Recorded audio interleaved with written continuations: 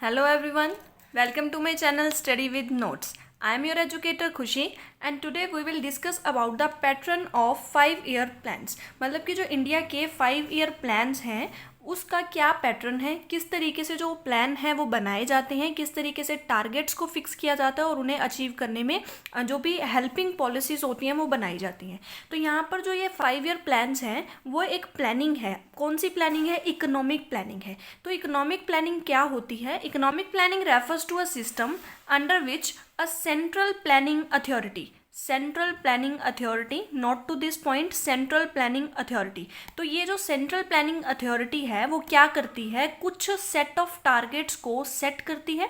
मतलब कुछ टारगेट्स होते हैं उन्हें फिक्स किया जाता है और स्पेसिफाई किया जाता है कुछ सेट ऑफ प्रोग्राम्स को एंड पॉलिसीज़ को। क्यों किया जाता है इन सेट जो ये पॉलिसीज़ हैं या प्रोग्राम्स हैं उसे क्यों बनाया जाता है? ताकि जो भी एक टारगेट है उसे हम अचीव कर पाएँ एक स्पेसिफिक टाइम पीरियड के अंदर अंदर। स्पेसिफिक टाइम पीरियड तो यहाँ से पता चल ही रहा है कि हमारे जितने भी ऑब्जेक्टिव्स होंगे वो 5 साल के लिए बनाए जाएंगे। जब 5 साल के लिए बनाए जा रहे हैं, एक फिक्स टाइम पीरियड है, तो हमारा क्या है, एक स्पेसिफिक टाइम पीरियड की यहाँ पर बात हो रही है। तो इन शॉर्ट इकोनॉमिक प्लानिंग वो एक सिस्टम है जिसमें जो एक सेंट्रल प्लानिंग अथॉरिटी होती है वो कुछ टारगेट्स को सेट करती है, कुछ पॉलिसीज़ और प्रोग्राम्स को स्पेसिफाई करती है ताकि जो भी टारगेट हो वो एक टाइम पीरियड के अंदर अंदर अचीव हो जाए। तो ये है हमारी इकोनॉमिक प्लानिंग। तो यहाँ पर मैंने आपको एक पॉइंट कहा था, that is central planning authority. तो ये सेंट्रल प्लानिंग अथॉरिटी क्या होती है? एक कमीशन बनाई जाती है जो कि 5 year प्लान्स को फॉर्मुलेट करती हैं। सेंट्रल प्लानिंग अथॉरिटी जो है वो है हमारी प्लानिंग कमीशन। मतलब कि एक कमीशन बना दी गई जिसमें क्या करेंगे, प्लानिंग होगी। 5 year प्लान्स को फॉर्मुलेट कौन करेगी? यही कमीशन करेगी, प्लानिंग कमीशन करेगी। जो ये प्लानिंग कमीशन है, जो ये अथॉरिटी है, उसकी इस्टेब्लिशमेंट हुई थी मार्च 1950 में। और इसका जो चेयरपर्सन होता है, जो चेयरपर्सन होगा वो कौन होगा? प्राइम मिनिस्टर होगा हमारे इंडिया का। ठीक है, उसके बाद बात आती है रीनेम्ड। अब जो प्लानिंग कमीशन है वो 2015 में, फेब 2015 में इसका जो नाम है वो चेंज कर दिया गया और इसका नाम रखा गया नीति आयोग। इसका नाम चेंज करके नीति आयोग रख दिया गया। और इस नीति आयोग का जो रोल था, उसके फंक्शंस क्या थे कि ये पॉलिसीज़ को बनाता था, make policies to accelerate the pace of the growth. Accelerate होता है बढ़ाना और पेस होता है स्पीड को। मतलब कि स्पीड, ग्रोथ की स्पीड को, डेवलपमेंट की स्पीड को क्या है, बढ़ाने का काम था इस नीति आयोग का। मतलब कि नीति आयोग कुछ ऐसी पॉलिसीज़ को बनाता था जिससे जो हमारी इकॉनमी है, हमारी कंट्री है, उसकी जो ग्रोथ है और डेवलपमेंट है, उसकी जो स्पीड है वो बढ़ जाए। ऐसी पॉलिसीज़ को बनाया जाता था नीति आयोग के अंदर। नेक्स्ट हमारा है कॉन्स्टिट्यूशन ऑफ इंडिया। अब जो इंडियन कॉन्स्टिट्यूशन है उसके अंदर भी कुछ चीज़ें लिखी गई हैं जिससे हमें पता चलता है कि जो इकोनॉमिक 5 year प्लान्स हैं वो इम्प्लीमेंट हो रहे हैं। जैसे कि यहाँ पर हमारी इकोनॉमिक और सोशल प्लानिंग इसमें बोली गई है कि इसमें हम सिर्फ इकोनॉमिक प्लानिंग ही नहीं करते, साथ ही साथ हम सोशल चीज़ों को भी देखते हैं। जैसे सोशल वेलफेयर हो गया, एम्प्लॉयमेंट होगी, तो वो सोशल वर्किंग में आता है। तो यहाँ पर कहते हैं कि इकोनॉमिक और social planning exist in the concurrent list of 7th schedule. मतलब कि जो कॉन्स्टिट्यूशन ऑफ इंडिया है उसके अंदर 7th शेड्यूल के अंदर एक लिस्ट है जिसके अंदर बताया गया है कि हमारी जो इकोनॉमिक और सोशल प्लानिंग कौन कौन सी हैं। ठीक है, अब नेक्स्ट आते हैं कि जो हम 5 year प्लान्स कर रहे हैं, तो 5 year प्लान्स में नॉर्मली जो हम प्लानिंग की बात करें तो 2 तरह की होती हैं। फर्स्ट है लॉन्ग टर्म गोल्स। इसमें क्या होता है, जो ऑब्जेक्टिव ऑफ प्लानिंग किया जाता है या इसे हम बोलते हैं common goals for 5 year plan. मतलब कि इसमें हम अलग अलग 5 year प्लान नहीं बनाएंगे, जितने भी ईयर्स का प्लान बनाया जाएगा उसके लिए कॉमन गोल है। जैसे अगर हम बात करें जीडीपी की, तो हम ये तो नहीं कह सकते कि हमें एक साल में तो जीडीपी को बढ़ाना है और दूसरे साल में हम जीडीपी का फोकस हम नहीं रखेंगे। तो जीडीपी जो है वो बिल्कुल कॉमन सी चीज़ है, वो लॉन्ग टर्म चलेगी। वो जितने प्लान्स चाहे बनाएं ना बनाएं, 5 year प्लान्स हों या ना हों, जीडीपी को बढ़ाना हमारा मेन मोटिव रहेगा। फिर अगर हम बात करें एम्प्लॉयमेंट की, तो एम्प्लॉयमेंट को बढ़ाना, नेशनल इनकम को बढ़ाना, तो ये जो पॉइंट्स होते हैं ये हमारे क्या है, लॉन्ग टर्म गोल है। मतलब कि ये नॉर्मल से हमारे कॉमन से गोल हैं, हम इन्हें 5 year प्लान्स में इंक्लूड अलग से नहीं करते हैं। फिर आता है हमारा शॉर्ट टर्म प्लान्स या फिर जिसे हम 5 year प्लान्स बोल सकते हैं। ठीक है, 5 year प्लान में हम करेंगे ऑब्जेक्टिव्स ऑफ प्लान। मतलब कि हर 5 साल में हमारे जो प्लान्स होते हैं वो चेंज हो जाते हैं, हमारी जो ऑब्जेक्टिव्स होते हैं प्लान को बनाने के लिए वो चेंज हो जाते हैं, हमारी पॉलिसीज़, हमारे टारगेट सब कुछ चेंज हो जाते हैं, उसे हम बोलते हैं शॉर्ट टर्म्स प्लान। अब हम इन दोनों को ही थोड़ा डिटेल में डिस्क्राइब करेंगे कि लॉन्ग टर्म गोल कौन कौन से होते हैं और शॉर्ट टर्म गोल कौन कौन से होते हैं। लॉन्ग पीरियड गोल्स या फिर जिसे हम लॉन्ग पीरियड ऑब्जेक्टिव्स भी कहते हैं, तो ये वो ऑब्जेक्टिव्स होते हैं जो कॉमनली चलते रहते हैं, चाहे वो फर्स्ट प्लान हो, चाहे वो फोर्थ प्लान हो, सिक्स्थ प्लान हो, नाइन्थ प्लान हो, 12th प्लान हो, कोई भी प्लान हो, उसमें क्या है जो ये 5 टाइप्स के गोल हैं ये हर एक प्लान में ही आएंगे। जैसे कि फर्स्ट अगर हम बात करें तो जीडीपी ग्रोथ, हर एक इकॉनमी जो है वो यही चाहती है कि हमारी जो जीडीपी है वो बढ़े, क्योंकि जितनी ज़्यादा जीडीपी बढ़ेगी उतनी ज़्यादा उनकी क्या है ग्रोथ और डेवलपमेंट होगी। फुल एम्प्लॉयमेंट में क्या कहते हैं कि हर एक जो देश का एक व्यक्ति है जो काम करने के लिए कैपेबल है, उसके पास स्किल्स हैं, तो उसको क्या है एम्प्लॉयमेंट मिलनी चाहिए, और ये टारगेट रहता है हर एक कंट्री का। थर्ड आता है हमारा equal distribution of income and wealth. कहते हैं कि जो इनकम और वेल्थ होती है वो उसका इक्वल डिस्ट्रीब्यूशन होना चाहिए। हमारी इकोनॉमी में क्या होता है कि जो अमीर लोग हैं उनको ज़्यादा इनकम का डिस्ट्रीब्यूशन होता है और जो गरीब लोग हैं उनको कम डिस्ट्रीब्यूशन होता है। तो इस बेसिस पे जो अमीर होते हैं वो और ज़्यादा अमीर हो जाते हैं और जो गरीब होते हैं वो और ज़्यादा गरीब हो जाते हैं। तो यहाँ पे कहते हैं कि इक्वल डिस्ट्रीब्यूशन होना चाहिए इनकम और वेल्थ का। नेक्स्ट है मॉडर्नाइजेशन। अब हर एक इकॉनमी क्या चाहती है कि वो मॉडर्न हो, वो अलग जो न्यू टाइप की टेक्नोलॉजीज़ हैं उनको अडॉप्ट करें। तो इस बेसिस पे तो हमारा जो ये लॉन्ग टर्म गोल रहता है कि हम क्या है मॉडर्नाइजेशन की तरफ जाए। सेल्फ सफिशिएंसी क्या होता है कि खुद पे डिपेंड रहना, किसी और कंट्री पे डिपेंड ना होना। तो हमारी कंट्री क्या चाहती है कि हम फ़ॉरेन से इंपोर्ट करवाना कम कर दें, लेकिन हमारे पास कुछ रिसोर्सेज नहीं है जिसकी वजह से हमें इंपोर्ट करवाना पड़ता है। तो यहाँ पर हमारी जो कंट्री है उसका जो मेन गोल है वो यही है हम सेल्फ सफिशिएंसी हों, कि हम सिर्फ खुद पे डिपेंड हो, हम किसी अनदर पर्सन पे डिपेंड ना हो। तो ये थे हमारे कुछ लॉन्ग टर्म गोल्स या लॉन्ग टर्म ऑब्जेक्टिव्स। नेक्स्ट हमारे आते हैं शॉर्ट टर्म गोल्स या शॉर्ट टर्म ऑब्जेक्टिव्स, जिसे हम 5 ईयर प्लान्स बोलते हैं। और इसमें क्या होता है कि हर 5 ईयर के लिए प्लान बन जाता है और वही कुछ ऑब्जेक्टिव्स होते हैं। जैसे मैंने यहाँ पे ऑब्जेक्टिव्स लिखे हैं, यहाँ पर प्लान और पीरियड। जैसे कि फर्स्ट प्लान है कब से शुरू हुआ और कब तक चला। नेक्स्ट हमारा आता है कि इस 5 ईयर प्लान में इस टाइम पीरियड में क्या क्या ऐसे ऑब्जेक्टिव्स थे जिनको एक टारगेट माना गया और इसको अचीवमेंट के लिए कुछ पॉलिसीज़ बनाई गई, कुछ प्रोग्राम सेट किए गए। फर्स्ट 5 ईयर प्लान 1 अप्रैल 1951 से स्टार्ट होकर 31 मार्च 1956 तक चला था। तो ये 5 ईयर प्लान है जिसका जो मेन ऑब्जेक्टिव फर्स्ट क्या था कि इंक्रीज एग्रीकल्चरल प्रोडक्शन। जो एग्रीकल्चर से रिलेटेड जो भी प्रोडक्शन था, प्राइमरी सेक्टर से रिलेटेड जो भी प्रोडक्शन था, उसको हमें इंक्रीज करना था। ये हमारा फर्स्ट ऑब्जेक्टिव था फर्स्ट 5 ईयर प्लान का। सेकेंड ऑब्जेक्टिव इसमें क्या कहता है कि equitable distribution of production income and wealth. Production, income और वेल्थ का हमें क्या करना था equitable distribution, that means equal distribution करना था, अनइक्वल डिस्ट्रीब्यूशन इसमें नहीं होना चाहिए। तो यहाँ से देखा जाए तो फर्स्ट 5 ईयर प्लान जो है वो फोकस करता था हमारी प्राइमरी सेक्टर की तरफ। नेक्स्ट 5 ईयर प्लान देखें तो ये था हमारा सेकेंड 5 ईयर प्लान, जो कि स्टार्ट हुआ था 1 अप्रैल 1956 से 31 मार्च 1961 तक ये चला। और इसमें जो मेन मोटिव था वो इंडस्ट्रियल सेक्टर की तरफ लिया गया, जिसे हम सेकेंडरी सेक्टर बोल सकते हैं। तो यहाँ पर क्या आता है इंक्रीज इन इंडस्ट्रियल प्रोडक्शन, जो भी हमारा इंडस्ट्रियल प्रोडक्शन था उसको इंक्रीज करने की बात कही गई है। और यहाँ पर डेवलपमेंट किया गया हैवी इंडस्ट्रीज़ का। हैवी इंडस्ट्रीज़ मतलब कि जो बड़ी बड़ी इंडस्ट्रीज़ होती हैं, लार्ज इंडस्ट्रीज़ जो होती हैं, उनकी डेवलपमेंट की यहाँ पे बात की गई है, ये ऑब्जेक्टिव रखा गया था। थर्ड 5 ईयर प्लान क्या कहता है, स्टार्ट हुआ था 1 अप्रैल 1961 से और चला था 31 मार्च 1966 तक। इसका जो मेन ऑब्जेक्टिव क्या था, सेल्फ सफिशिएंसी इन food grain production.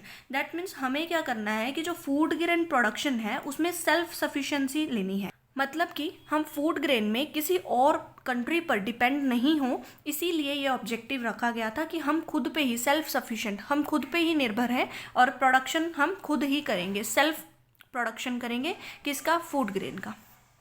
Next third 5 year plan का जो ऑब्जेक्टिव था, जनरेशन ऑफ एम्प्लॉयमेंट अपॉर्चुनिटीज़, की जो एम्प्लॉयमेंट अपॉर्चुनिटीज़ थी तो उनको हमें क्या है जनरेट करना है, उनको हमें इंक्रीज़ करना है, ताकि जो हमारी इकॉनमी है वो एम्प्लॉयमेंट, उसमें एम्प्लॉयमेंट हो और लोगों को जॉब मिल जाए।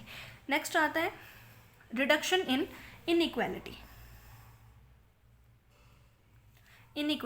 तो यहाँ पर जो इनइक्वालिटी होती है उसमें रिडक्शन लेके आना, चाहे वो प्रोडक्शन से रिलेटेड हो, इनकम हो, वेल्थ हो, तो उसमें क्या है इनइक्वालिटी नहीं होनी चाहिए बल्कि इक्वल डिस्ट्रीब्यूशन होना चाहिए। फोर्थ प्लान क्या कहता है, लेकिन यहाँ पर फोर्थ प्लान की अगर आप देखो तो ईयर क्या आता है, 1966 को थर्ड 5 ईयर प्लान ख़त्म हुआ, लेकिन फोर्थ 5 ईयर प्लान जो था वो 69 में स्टार्ट हुआ। तो यहाँ पर जो 3 इयर्स हैं, 3 इयर्स के एनुअल प्लान बनाए गए थे, 3 एनुअल प्लान्स बीच में बनाए गए थे और उनके भी कुछ ऑब्जेक्टिव्स थे, वो हम इसमें नहीं करेंगे क्योंकि हम 5 ईयर प्लान्स की बात कर रहे हैं। यहाँ पर जो बीच के 3 साल हैं, 3 इयर्स हैं, तो उसके भी अलग अलग ऑब्जेक्टिव थे। अब हम बात करेंगे हमारे 4th 5 ईयर प्लान की, क्योंकि ये एनुअल प्लान थे, मतलब कि 66 से 67, 67 से 68 और 68 से 69, 3 साल अलग अलग ऑब्जेक्टिव रखे गए थे, लेकिन हम कर रहे हैं 5 ईयर प्लान्स का, इसलिए हम 4th 5 ईयर प्लान यहाँ से 69 से स्टार्ट करते हैं। 4th 5 ईयर प्लान जो था वो 1 अप्रैल 1969 को स्टार्ट हुआ था और 31 मार्च 1974 को एंड हुआ था। तो इसका जो मेन ऑब्जेक्टिव क्या था, accelerating the process of growth, मतलब कि जो ग्रोथ है उसकी प्रोसेस को हमें क्या है, तेज करना है, स्पीडली करना है। तो मतलब ग्रोथ जो है वो स्पीडली हो, ये ऑब्जेक्टिव था। नेक्स्ट था प्राइस स्टेबिलिटी, प्राइस जो है वो फ्लक्चुएट करते रहते हैं, तो यहाँ पर मेन ऑब्जेक्टिव लिया गया था 4th प्लान में कि जो भी प्राइजेज है उसको स्टेबल रखा जाए। नेक्स्ट हमारा 5th 5 year plan. 5th 5 year plan जो था वो स्टार्ट हुआ था 1 अप्रैल 1974 से 31 मार्च 1979 तक। तो इसका जो मेन ऑब्जेक्टिव था वो क्या था, rising the living of standard, मतलब कि जो लोगों का रहन सहन का तरीका है उसकी क्वालिटी को इंक्रीज करना ही इसका मेन फोकस था। फिर आता है हमारा focus on the weaker section of the society, मतलब कि जो वीकर सेक्शन ऑफ सोसाइटी थे, जो सोसाइटी में वीक सेक्शन था, जो बहुत ही गरीब लोग थे, उनको हमें क्या करना है, उन पे फोकस करना है और उनको डेवलप करना है, उनकी स्टैंडर्ड ऑफ लिविंग को हमें क्या है, इंक्रीज करना है। तो यहाँ पर फिर मैंने यहाँ पर एक येलो डॉट लगाया है, यहाँ पर भी क्या है कि 1 एनुअल ईयर प्लान यहाँ पर क्या है, चला था। अब यहाँ पर देखो क्या कहता है, 1979 से 1980 तक 1 साल का प्लान बनाया गया था जिसका अलग एक ऑब्जेक्टिव था। यहाँ पर अब हम करेंगे 6th 5 ईयर प्लान। इसमें क्या हुआ था, ये स्टार्ट हुआ था 1980 से 1985 तक। इसके जो मेन ऑब्जेक्टिव्स थे वो थे पॉवर्टी को कम करना, इनइक्वालिटी को कम करना और इंफ्रास्ट्रक्चर की डेवलपमेंट करना। 2 चीज़ें तो इसमें कम करने के बारे में बोला गया था कि पॉवर्टी मतलब गरीबी को कम करना, इनइक्वालिटी को कम करना, जो भी इनकम एंड वेल्थ की इनइक्वालिटी डिस्ट्रीब्यूशन है उसको कम करना, और जो इंफ्रास्ट्रक्चर है उसे डेवलप करना। नेक्स्ट हमारा 7th 5 ईयर प्लान आता है जो कि स्टार्ट हुआ था 1985 से 1990 तक। यहाँ पर जो जनरेशन ऑफ एम्प्लॉयमेंट अपॉर्चुनिटीज़ का मेन मोटिव था कि लोगों को जॉब प्रोवाइड की जाए। नेक्स्ट हमारा था एग्रीकल्चर प्रोडक्टिविटी को इंक्रीज़ किया जाए, मतलब कि जो एग्रीकल्चर प्रोडक्शन हो रही है उसकी जो ग्रोथ की जाए, उसकी इंक्रीमेंट की जाए, कुछ इरिगेशन फैसिलिटी, फर्टिलाइजर्स का यूज़ किया जाए ताकि जो हमारी एग्रीकल्चर प्रोडक्टिविटी है वो बढ़े। फिर यहाँ पर फिर एक कंसेप्ट आता है, that is 2 annual plans. 2 annual plans 1990 से 1991 तक और 1991 से 1992 तक। तो यहाँ पर 2 एनुअल प्लान्स फिर बनाए गए जिनका अपना एक ऑब्जेक्टिव था। नेक्स्ट आता है 8th 5 year plan. 8th 5 year plan start हुआ था 1992 से और ख़त्म हुआ था 1997।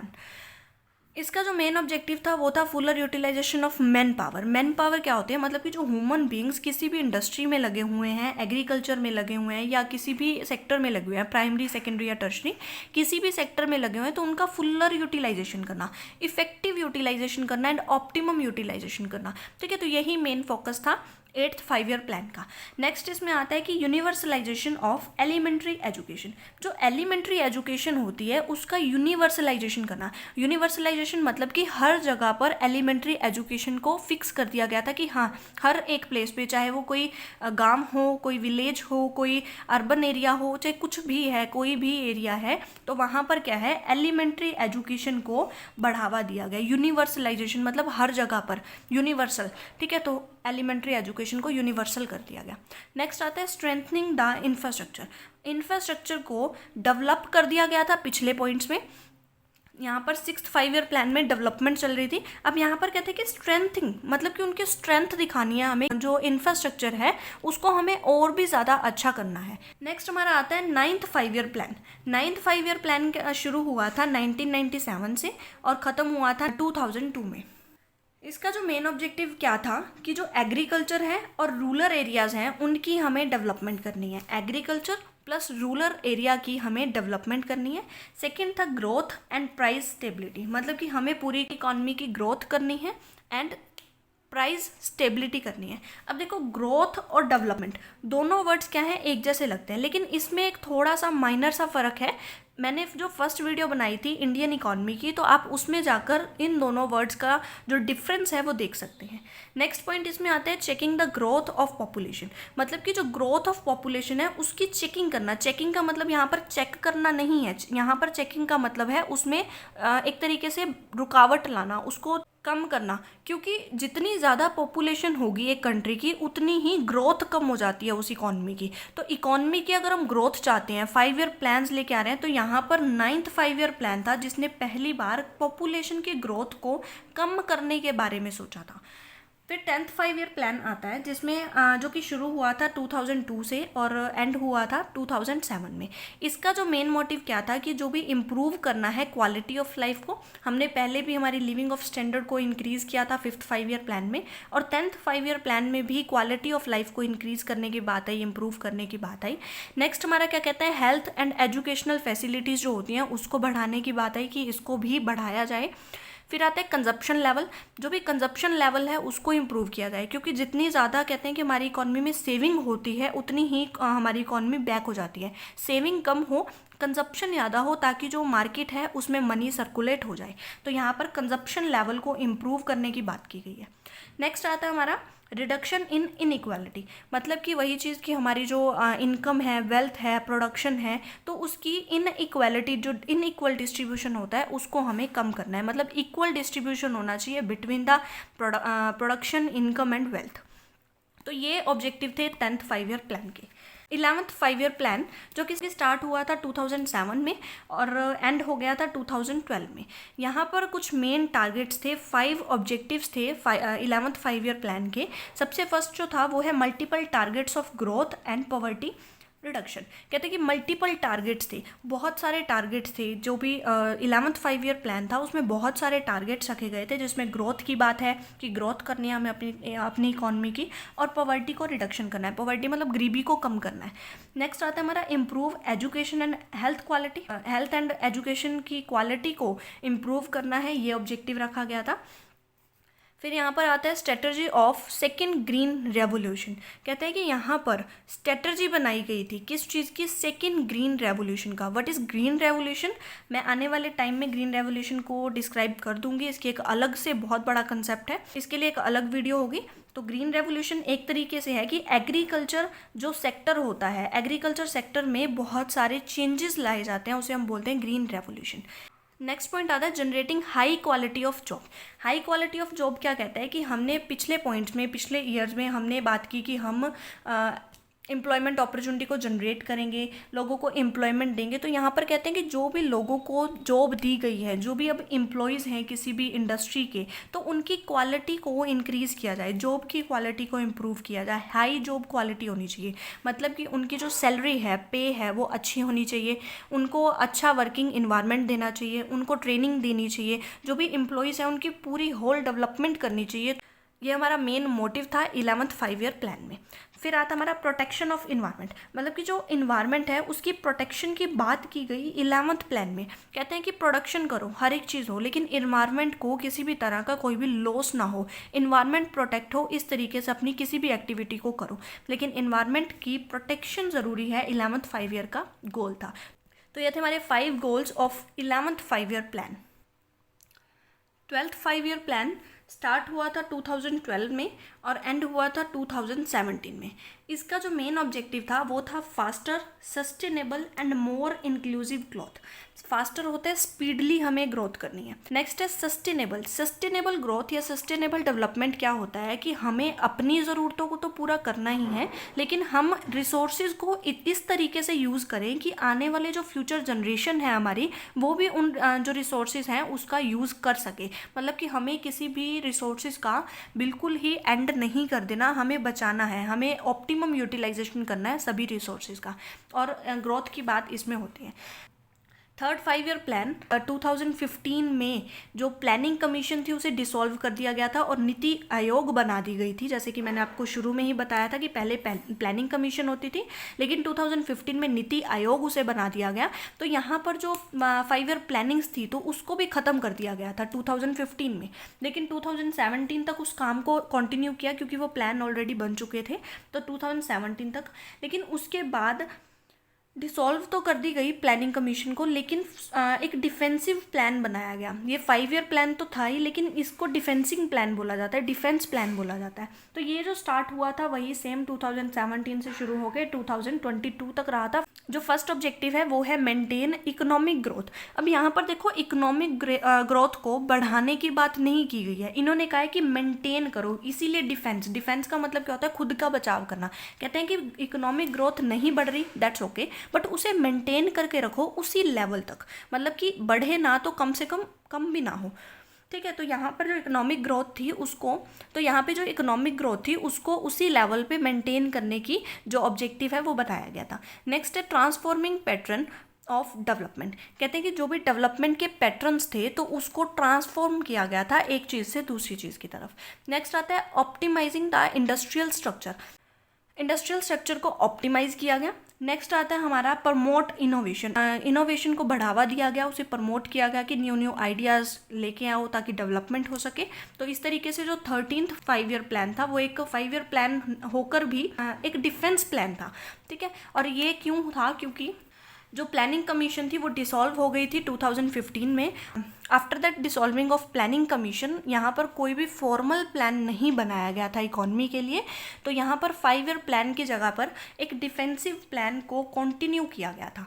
तो ये डिफेंसिव प्लान जिसे मैंने डिस्क्राइब किया है, तो ये थे हमारे 13th 5 ईयर प्लान। जो अब है वो 13th 5 ईयर प्लान चल रहा है, क्योंकि अब वी आर इन 2022 तक ये डिफेंस प्लान चलेगा। आज के लिए इतना ही। अगर आपको मेरी वीडियो पसंद आई है तो like to my video, subscribe to my channel and don't forget to share this video with your friends. And if you have any doubt, any query, then you can comment on the comment section. Thank you so much for listening me very carefully.